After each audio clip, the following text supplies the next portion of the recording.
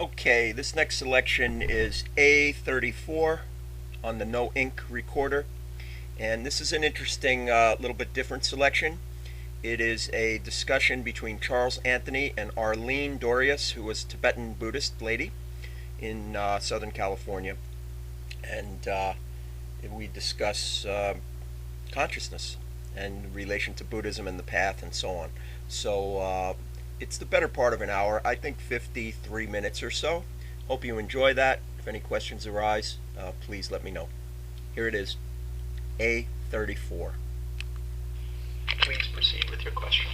I was just wondering if you wanted to make some comments about consciousness and how that relates to Buddha nature. Is it the same thing or an aspect of it? And how is that different than other kinds of knowing? Could you, since it's can be somewhat an amorphous term, consciousness, could you, before I entertain that question, define it a little more in the way you mean it in your question, the term consciousness? Maybe that's part of the problem. Part of the problem. Yeah, I'm sure it is. That's why I answered that way. But it would be like I might say there are different ways of knowing. Yes. And one could, I suppose, look at it from relative reality, and sometimes you can look at it from ultimate reality. But yet there's a union of those two. And so how does that work? And if you're teaching a little bit about how to deepen your awareness, one could talk about it, I suppose, in terms of the difference between mindfulness and awareness. Then when you bring in this concept of Buddha nature, particularly in the Tibetan tradition, they not all Buddhists see that the same, but it's a direct knowing. Yes. So I'm just trying to sort of tease out the views on that. Okay, so what I heard in that last, I think very effective, hopefully you'll tell me if I got it or not, little explanation of your question. Are you asking how would I compare, or what's sort of the nature of ways of knowing in the light of ultimate reality or Buddha nature? Is that part of what you're asking? Yes. And it sounded also like you want to get my opinion about direct knowing as opposed to maybe knowing through cognition or through some kind of other form of perception or through a conceptual framework or something. Right. Is that? Right, and then it's okay. How does one, like the consciousness is more being aware of that process of knowing. Yes. And then how does one do what? Just looking at where does that sort of like, how does that work? Where does that come from? That kind of knowing. Okay. Well, first of all, I think you mean the direct kind of knowing, the Buddha nature. Right. Is that what we're talking about? The Buddha mind, or the Mahamudra, or the Dzogchen, or the Chan, or the Zen, or the word I like the most is Tathata. See, one of the epithets I may have mentioned to you before that they gave the Buddha himself, I guess while he was alive, but as far as we can know, the Theravadas have it so as close in historical record as we can know, a few hundred years after they started writing stuff down. One of the epithets he gave, one of my favorite ones that they gave to Buddha, was Tathagata, right? And they called him a place of unmoving suchness wherever his body went. Okay, so I like that as it relates to what I think I hear you asking me. Direct knowledge or Buddha nature is just what is the ultimate. It's everything. So the question, where does it come from, doesn't really apply in reality. It is everything. The more pertinent and rational question would be, where does any form come from? A form or a thought, which is just a form. Where does any form come from, whether subtle or gross, whether a thought or a tree or a mountain mountain or a planet or a galaxy, or you could say a universe for that matter. Where does that come from? And the supposed answer, all this is fingers pointing to the moon, so we're not attached to the words, but as far as we can discuss, the answer is it manifests out of that.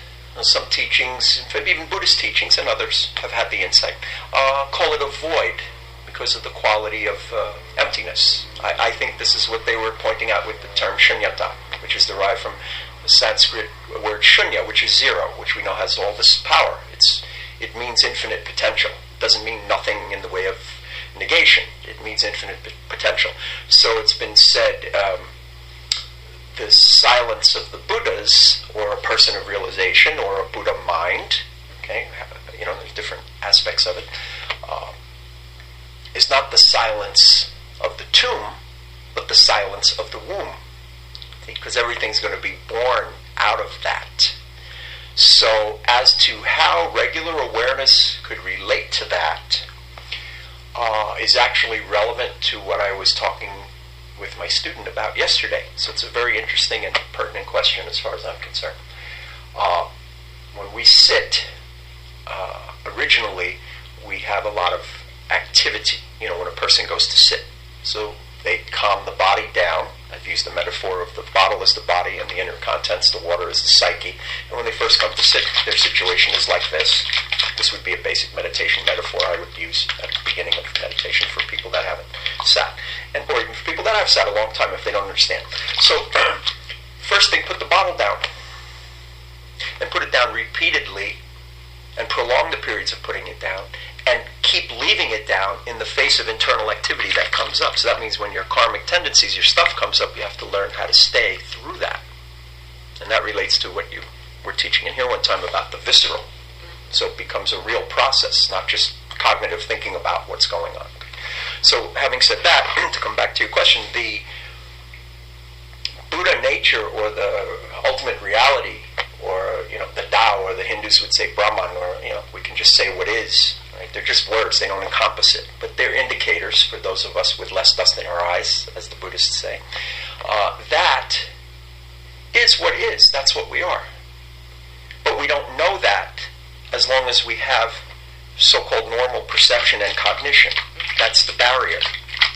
So the path is to calm down. To let the waves of the mind lessen and lessen until even the wave of original I-ness, which is a subtle thought, also calms down. That was Buddha's whole Atman teaching. He wasn't denying reality. He was denying the ultimate truth of an individual being ultimately real or ontologically real in reality, because that's the crux of our problem. But it's a deep, deep problem because it's tied in with physical survival of the organism. So if you look much deeper into the historical Buddhas, Gautama Buddha's teaching, he has said a few times, the final obstacle is the craving for existence in form. Because we don't want to be no form. So it can be really scary when we meditate deeper, because it has many analogies to what we can perceive in others when they go toward physical death, or if we've come close to it ourselves. So if I'm not getting too off the mark, I'll come back. So the way that I think it would work is mostly settling, learning to have hands off, and to remain doing that. Now, it's not so easy. At first it may be relatively easy for some people to sit down and be still. Even some people can't physically do it. So you give them some practice. They say, give a child a toy, it'll keep it quiet, right? Give them a mantra, give them something, right? The deeper and ultimately, higher or practices of realization will involve less and less doing. And ultimately, less and less, related to your question directly now, cognition or cognitive knowing.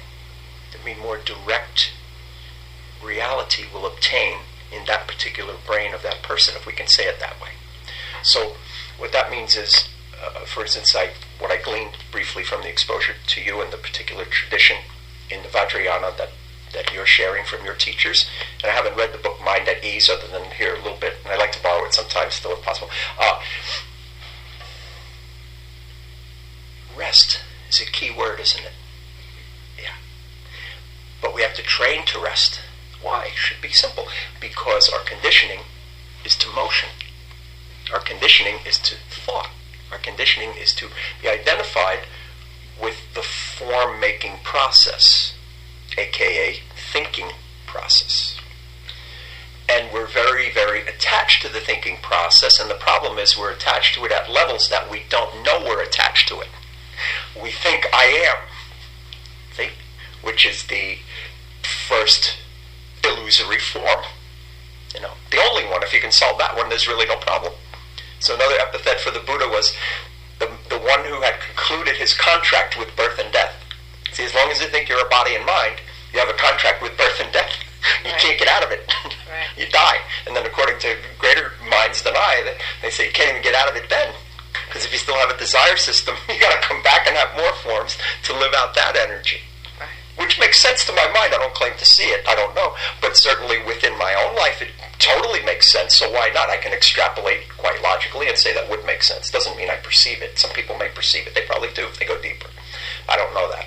But certainly within my own life and that of others, assuming we all have similar experiences, we can see tendencies repeat. Desire systems, in Sanskrit, samskaras, vasanas, desire systems, and a few of the technical terms they have, they repeat, just like patterns repeat in physical nature. DNA repeats. You know, you have children, they're not exactly you, but they're not exactly not you. The genes are being repeated, so it makes sense that mind may be patterned in the same way. A mind stream may continue, like the Buddha said, so there's no real reincarnation of an entity, but there's a mind stream that pops up again. We see it in all nature, you know. So relevant to a person becoming free of this, you know, getting out of samsara, or coming off the wheel, so to speak, coming out of birth and death, it's very helpful if they have some realization of their true nature, which is not birth and death. In Sanskrit, you could say it's akarma. You know, a is just the negation. So the nature of ultimate reality is akarma. It's not karmic. It means it's not of the mind, not of form, not of body. And the worldling mind, that who has never seen that those who are still in their cognitive stage of being attached to subtle ideas, again, most of which they're not aware they're attached to. In other words, the average person doesn't even understand the direction, if you will, in which liberation lies. So they create an illusory path. See? And it's legitimate to an extent. A path, or a spiritual traditional path, is legitimate in the way that scaffolding is legitimate to build a building. Necessary, I would say indispensable. You have to meditate, you have to have some kind of conceptual framework to know what you're doing, and so on. You have to have a scaffolding to put up a building. But when the building's up, what is the necessity of scaffolding? None. Right? So if we can encompass that seeming paradox, which isn't, it's just the way things are, then we have no problem. But especially Western minds, it's always either or instead of both and, you know that. So that's why it has a problem. Okay? It's a disjunctive mind instead of a conjunctive mind. It's either or. So within that framework, then you have to approach people that don't understand, and the only way they have I say, snowball's chance in hell to understand these higher things, or touch their Buddha nature, or realize that which is beyond birth and death, or the uncreated, the unborn, as Buddha said. The only way is to get them to calm down. They gotta quiet down at deep, deep levels that they didn't even know they could quiet down from. And when they get really quiet, then fear can come up, because they're going to lose what they have believed for a long time is their identity. So it's fear of loss of identity. That's a deep psychodynamic in supposedly more, you know, advanced meditators or people on the path that are getting serious about it. And when I see that, I always say, well, that means they haven't felt their true nature. When you feel your true nature, you relax. And to the degree that which is going through trials, or ultimately that which will have to die, the point is not you. It's not anybody, really. That's also part of Buddha's teaching of anatman. You know, if you're not attached to the subtle idea of being an individual and all that entails, having a body-mind system, a body-mind complex at various levels, if you somehow have insight into knowing experiencing for yourself, not cognitively having the concept. If you somehow have true insight into seeing it, knowing it, being it, if you will, okay, different aspects of just words, then the fate of and what happens to that conditioned mind-body complex, or that ego structure, or that person with the label Arlene or Charles or whoever, John Smith, becomes less and less what you are concerned with. You can relax, and you can rest deeper in the true nature. See, the practice and the understanding influence each other in a symbiotic, beneficial cycle. So if you practice more, you can have deeper understandings, of which I'm speaking now. If you have deeper understandings, you can practice deeper, because you'll understand the error of improper practice. That's what the Zen master Suzuki was talking about. He says you can judge your practice. He called it Mahayana mind sometimes, or big mind. Right? He says you can judge your practice in the true meaning of Mahayana, not the traditional meaning the big vehicle, right? An open, compassionate heart, not meaning the Buddhist history. He said, I don't want to talk about Buddhist history. I want you to understand your big mind. And he says it so simply, but you don't understand it if you haven't practiced. It's gibberish. But he says if you sit down, you can judge your practice very easily. If you have a gaining idea, he coined this phrase in English from his bad English. Japanese, he was supposedly just broken English. But he said, if you have a gaining idea, if you sit down thinking you're going to gain or attain something, it means you're not understanding. You're in small mind. You're in ego. You're a person that wants to get a result. See? And that creates probably 95% of the tension of not being able to meditate. He says, but if you have no gaining idea, then you can have big mind. Another way he says it, just using colloquialisms to bring it down to layman's terms. When you sit down, if you have a headache, and you think, oh, this is bad, I don't want to have a headache, and this is disrupting my meditation, harder to become a Buddha. He says, I'm paraphrasing a little bit. He says, this is small mind. He says, if you have a headache, it makes me laugh idea. He says, if you have a headache and sit down and feel, I want to have a headache, now you understand. It is great. That's such a treasure. That's why I'm so happy to expose my student to it, because she's getting a little bit ready on the fringes of being able to understand some of that, which she wasn't before. We've been working about almost 6 years, and only within the last year she had some breakthroughs where she's getting it. Same thing, Tao Te Ching, it's deeply spiritual, if you read that from Lao Tzu. So back to the point of your question and how it relates to meditation, because I think that's part of what you're asking me, right? How do you, I don't know if reconcile is the word that you would use, but I'm just going to use it for lack of a better one. Regular cognitive awareness with direct knowing, or with Buddha nature itself, or ultimate reality. Was that kind of the gist? That's what I heard. Okay, so I'm correct in that. So, ultimately, there is no difference between the two. All differences come when the mind is still having waves. Suzuki, again, very brilliantly says, it's the nature of water sometimes to have waves. So we don't get concerned about having waves. But the untrained mind shoots a reactive wave after the first wave. First it shoots a conceptual labeling wave. This is something in me, or this is something outside of me. This is my anxiety, that's a tree. That's already stepped down from direct reality. Anxiety is not the word anxiety, spelled A-N-X-I-E-T-Y. Anxiety is a set of visceral sensations. Right?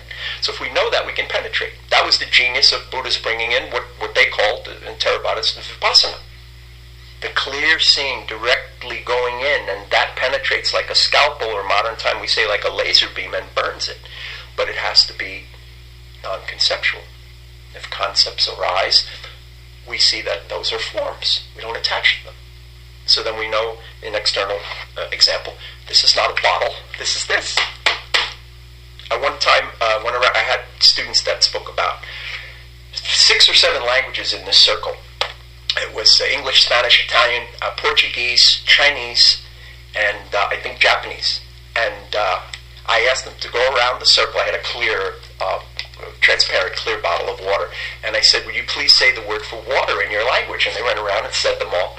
And I said, now, if you're really thirsty, and I say that word to you, or I give you a piece of paper with that written in your own language, does that quench your thirst? And I said, no. And I said, only this quenches your thirst.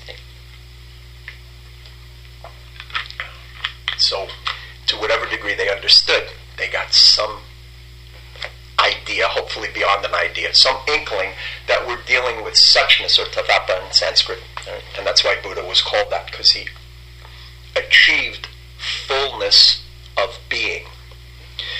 And the qualities in fullness of being that are non-conceptual, where you're established or stabilized, some meditative traditions would use those words, which I agree with, they enable you to have a different experience in life than a person that doesn't know that. There's a stability and a confidence that is not known by a worldly mind, because it doesn't come from waves and self-reflective consciousness. Another metaphor or model I like to use is that most people are living in self-reflective consciousness. Their very self-identity and self-esteem is based on thoughts about themselves. So stuff that happens to them and how others treat them, starting, of course, quite subconsciously when they're babies, okay, and continuing into full span of life for most adults, they are living based on the thoughts they have internalized about themselves. If they happen to be good, they feel happy. Their life may go well. If they happen to feel bad, they may put a gun to their head, to use two extremes, right? Which is completely unnecessary when you, quote, know who you are. A better word is know what you are.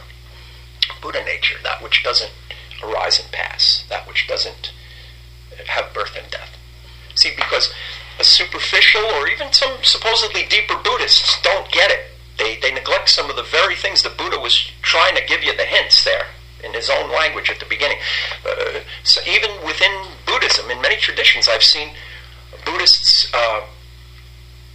will still fall into the two main mistakes of nihilism or eternalism, because those are conceptual mistakes. They're not about, reality is reality regardless of what we're thinking. It was existing long before we had brains and cognitive processes. See, so nihilism and eternalism is what the Buddha was trying to point out are wrong.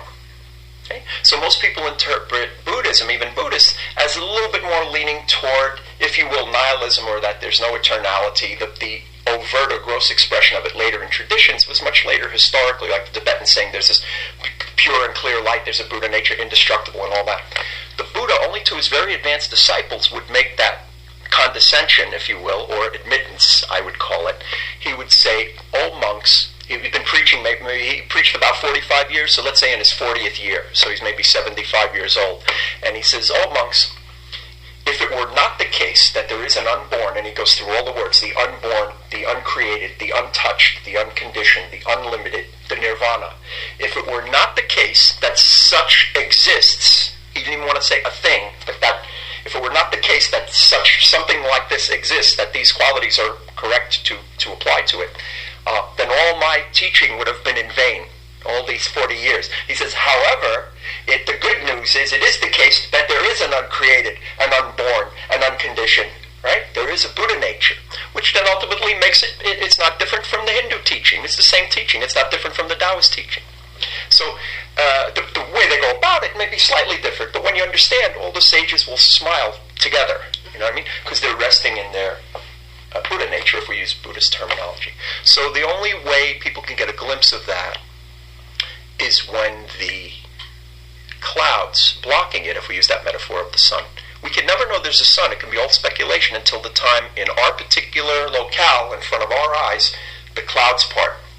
So in one particular meditator's mind, there has to obtain, at some point, even if it's just momentary, a certain minimum wave function.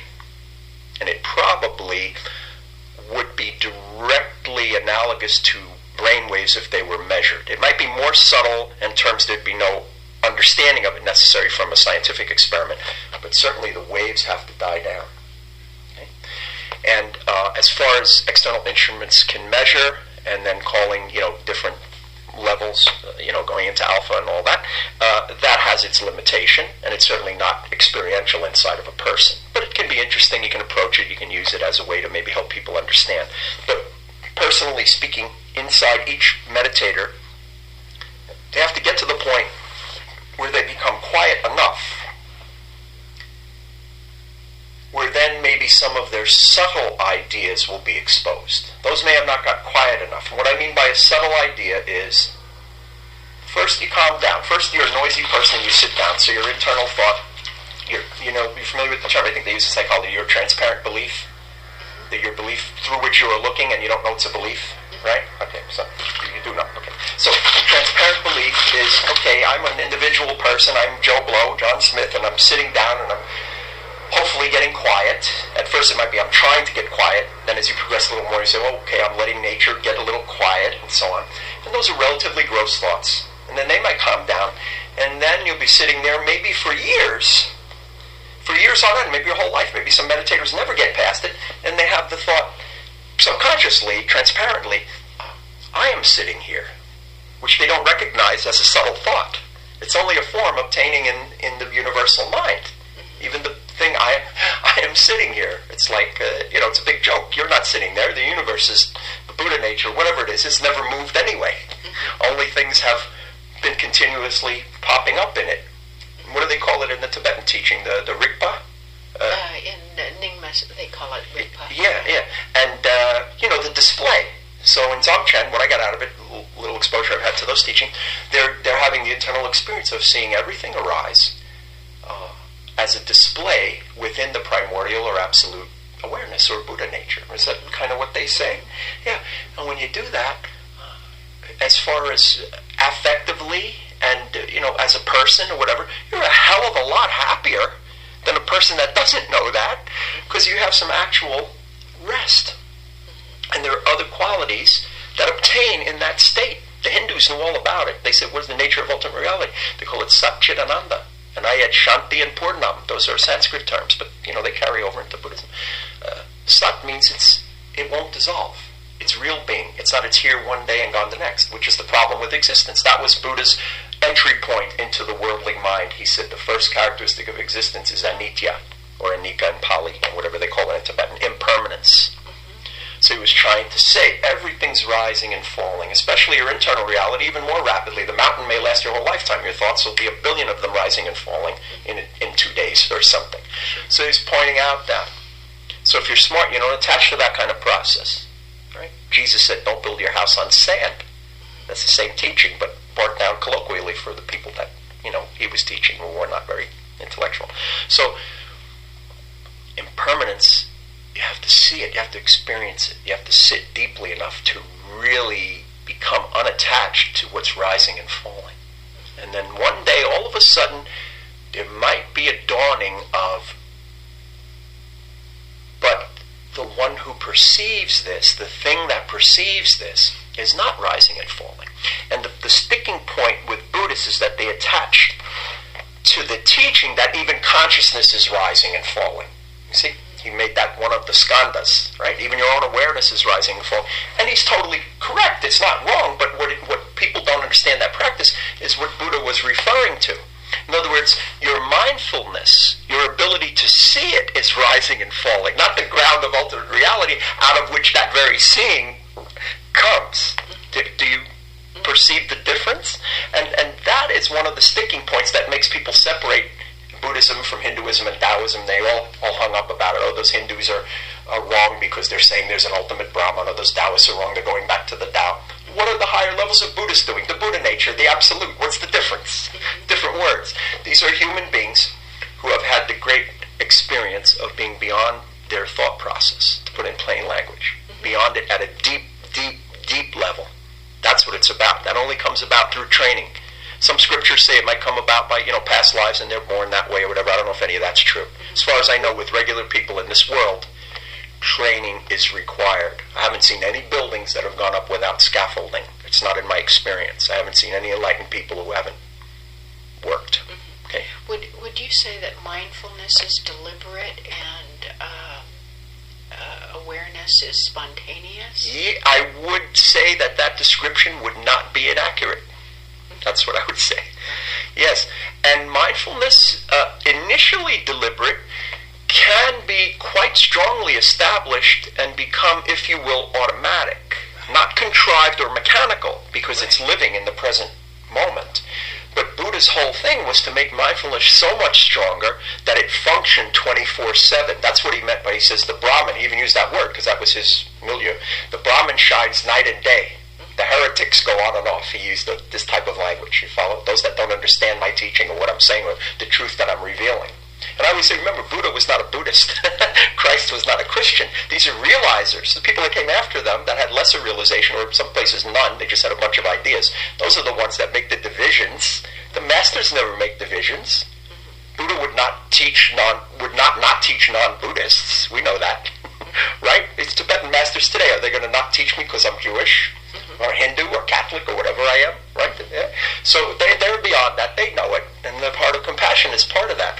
So the nature of reality, back to the sort of Sanskrit delineation of its qualities, sat meaning, yes, you could say spontaneous, or that which is the eternal background. But we don't fall into the cognitive error of eternalism. That's what Buddha was trying to say with that. The two main mistakes of eternalism and nihilism are cognitive mistakes.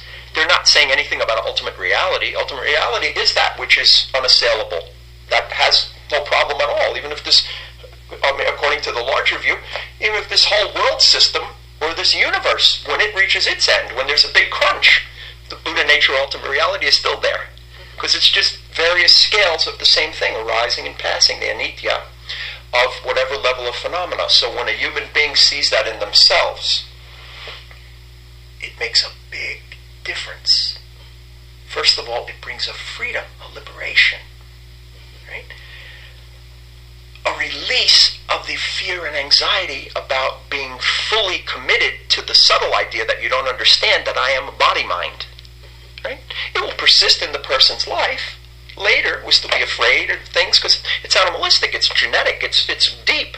However, you're making progress on the path because you're starting to see for yourself, not conceptually, not cognitively, not because some teacher said it or somebody else said it. You're starting to really understand that there is, as Buddha said again, an uncreated, an unborn, a limitless and unconditioned, a nirvana.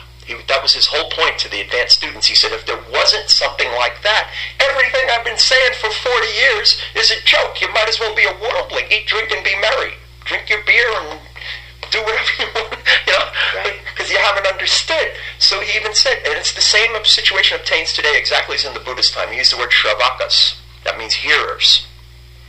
You shravakas, you hear and you hear, but you never penetrate to the pure characteristic of reality, the tathata. You don't touch it.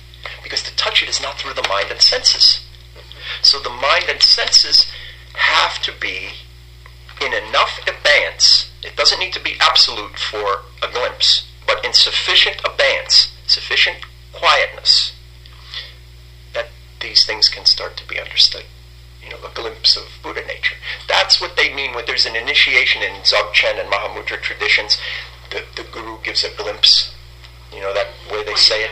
Yeah, that's what they're talking about. Because if you hang out with a guy that's established in it, in an ongoing, regular way, he may not be a Buddha yet, but he's got it going on. It's there. It's manifesting in him on a regular basis. It changes his whole being.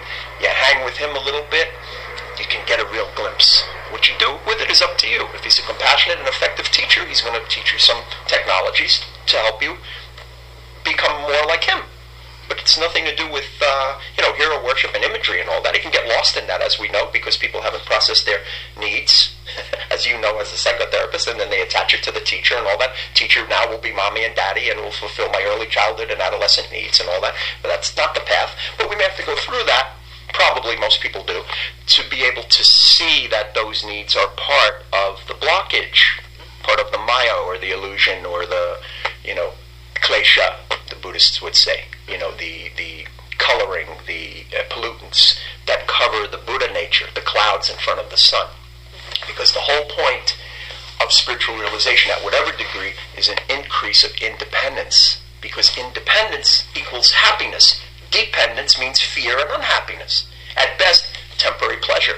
So when we're dependent on anything, ultimately it means even our own body and mind, our own complex. We know we're not stupid. It's going to pass. It's going to die. You have the greatest relationship you have anything. You're in the world. It's tainted. Once you see, it's too late. That's what, Chogyam Trungpa, even though he was an alcoholic or whatever, he had a lot of good teachings. He said that the real spiritual path is like a speeding train. Once you get on, you can't get off, really. Better not to get on at the beginning, really, if you're not in a life where you might be ready. So what that means is if you're attached attached to the mind and senses and really don't know anything about Buddha nature, which is really what ignorance means. You don't know the truth.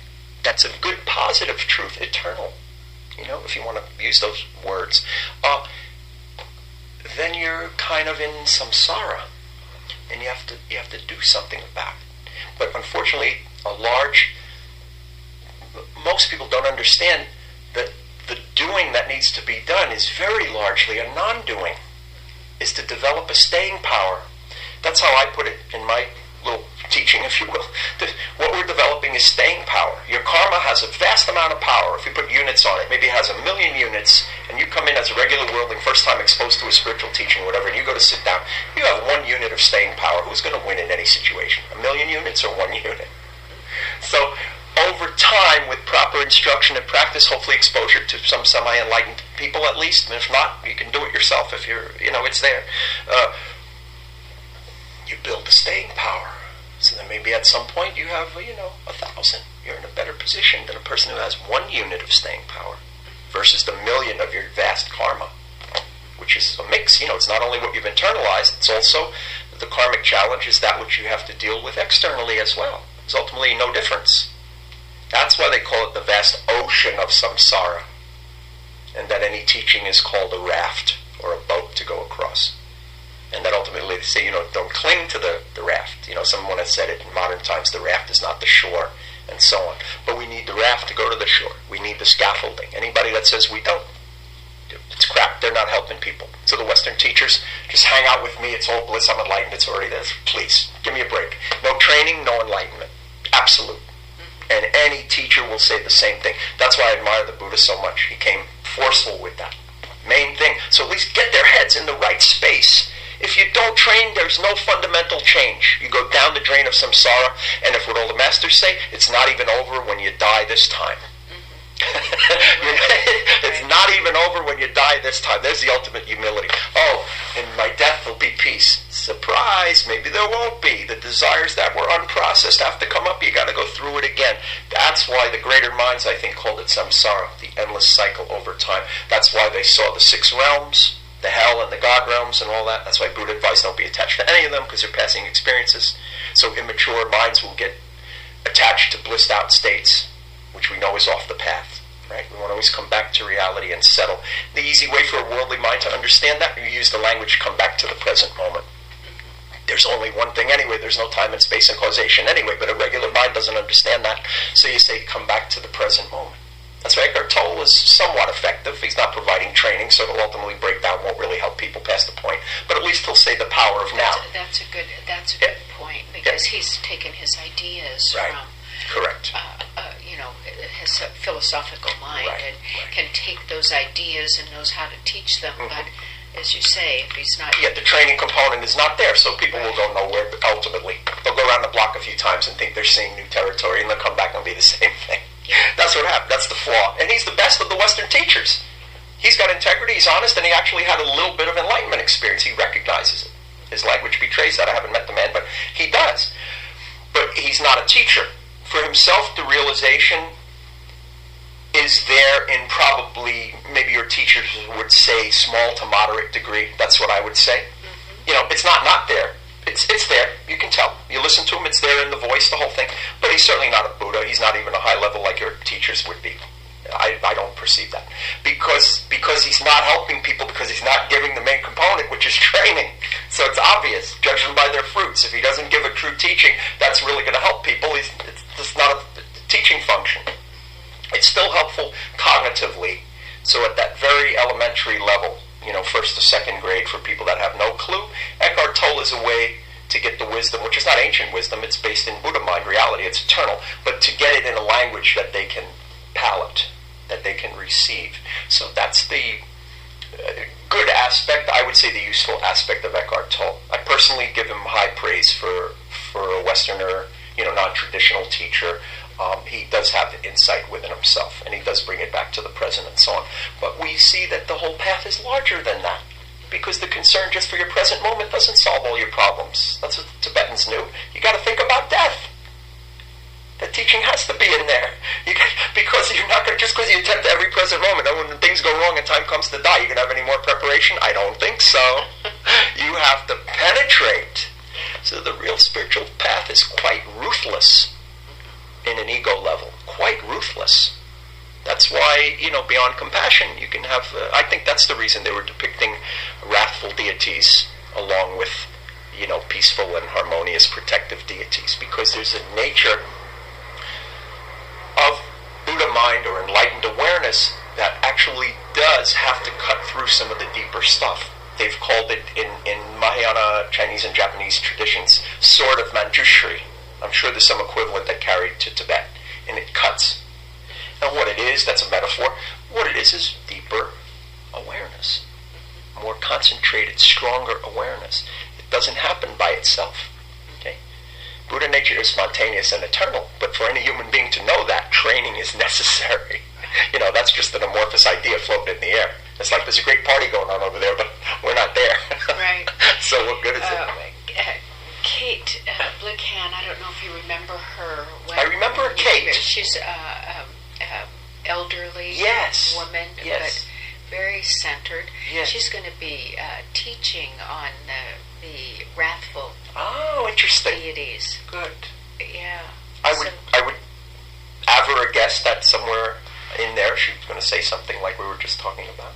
Yeah, because they're not wrathful in the sense of wanting to hurt you.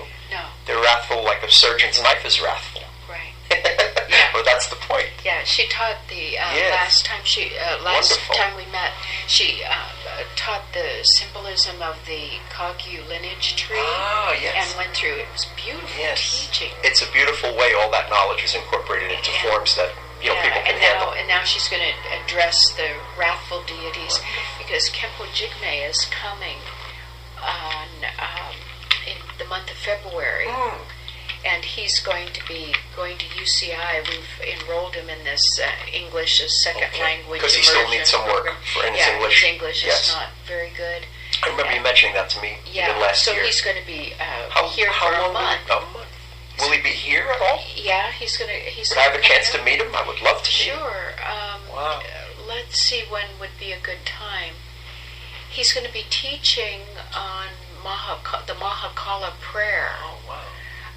On February 5th, which is a Saturday morning. We do our usual thing. And then after that?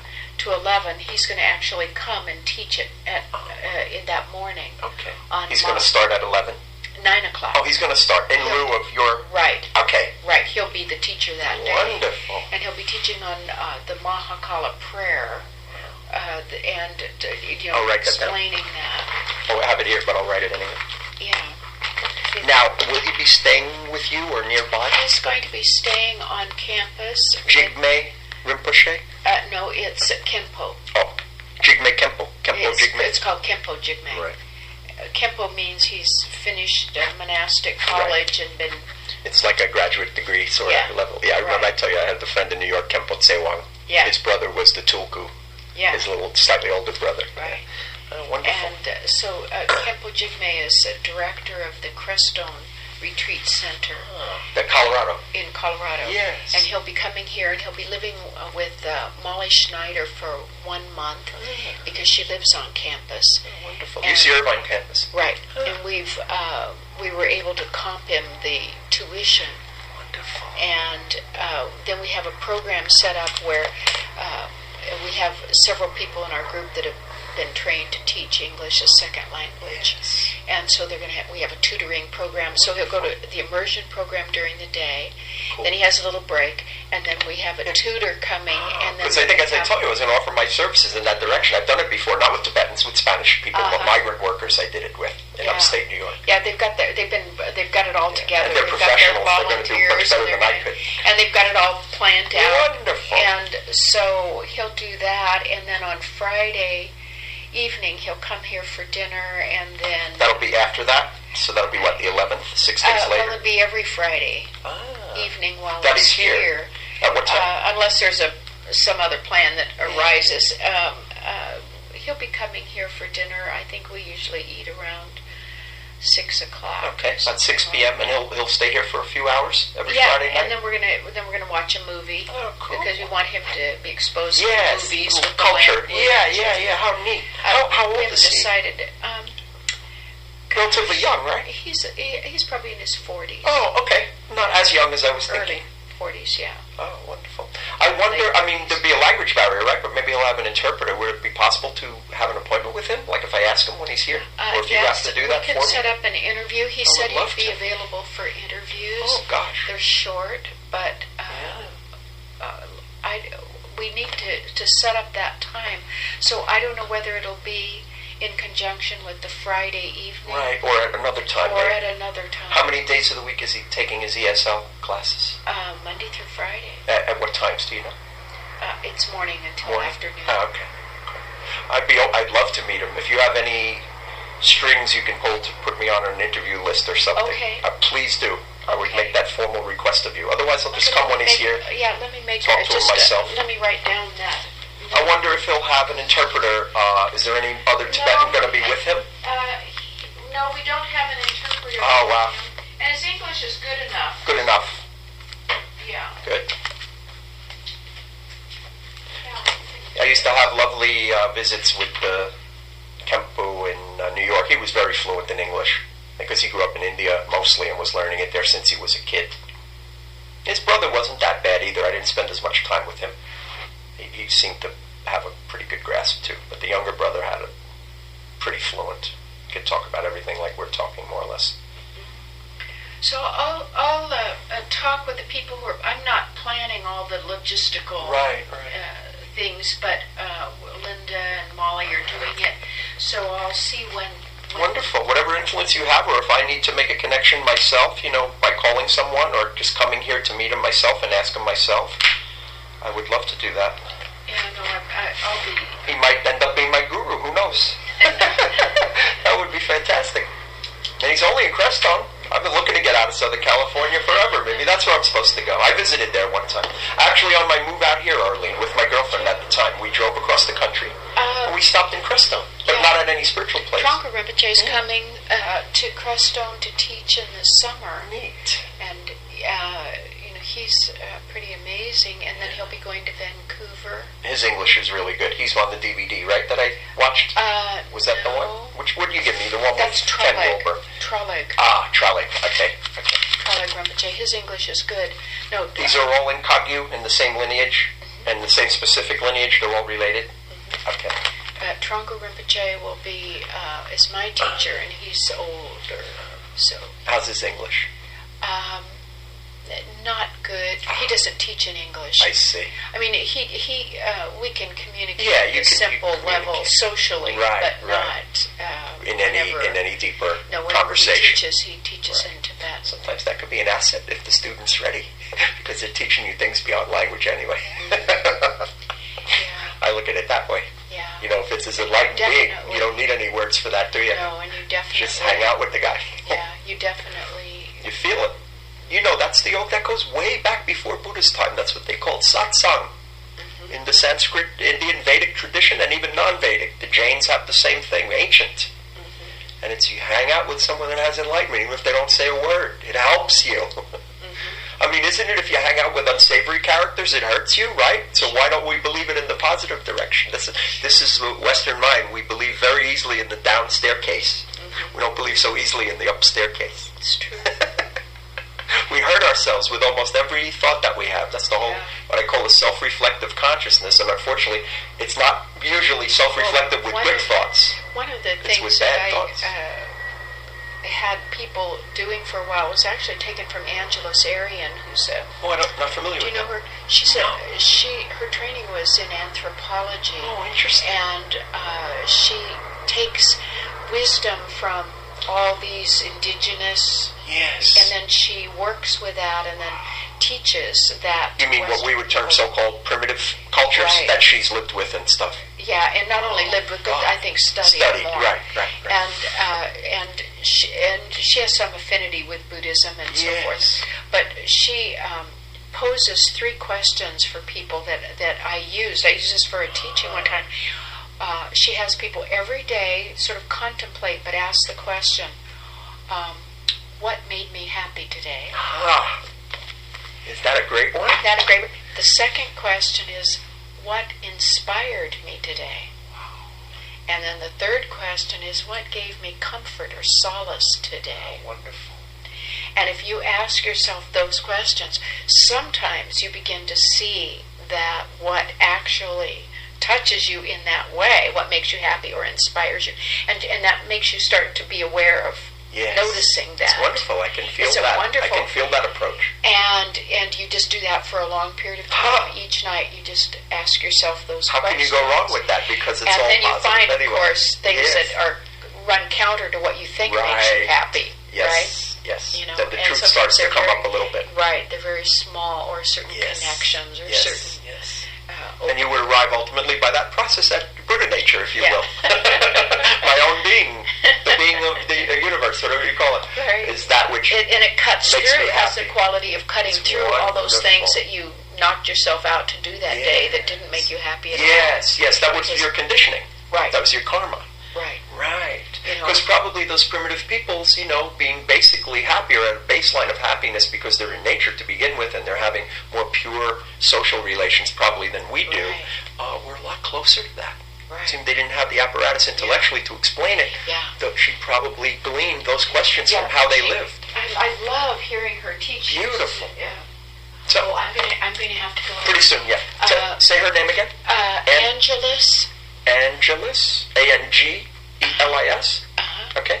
Aryan, Arrien. N-E, maybe. Oh, that's it. Aryan. And she's an anthropologist. She's in Northern California. Oh, wonderful. Yeah. She's going to come here and do something? No. She's just. I just thought about those questions. Nice. But you've met her.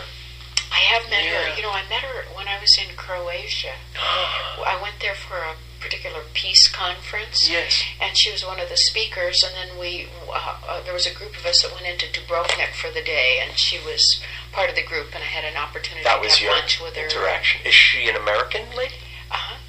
Well, actually, originally, I think her family was from the Pyrenees. Oh, interesting. On that border. Yes, maybe like Basque people there or something? And she was sort of interesting had area. a shamanistic culture. Those are very interesting people, very independently minded people. Yeah, they've tried to be free from Spain a few times. Yeah. Yeah. She has something she calls the Fourfold Way, and I've had it actually printed on little cards, which I love.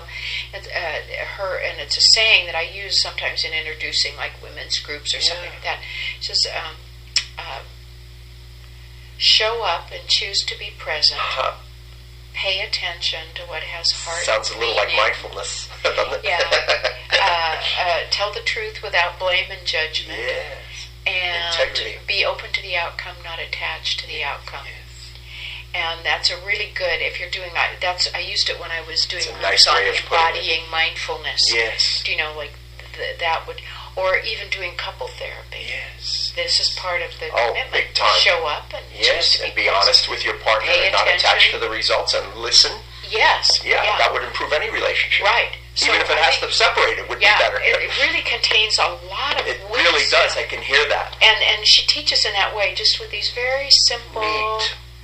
I like that.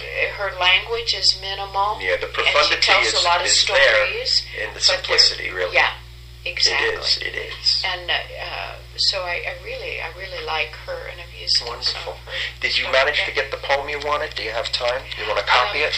Do it. If it's not going to make you late, please go so it will serve your students. Use it.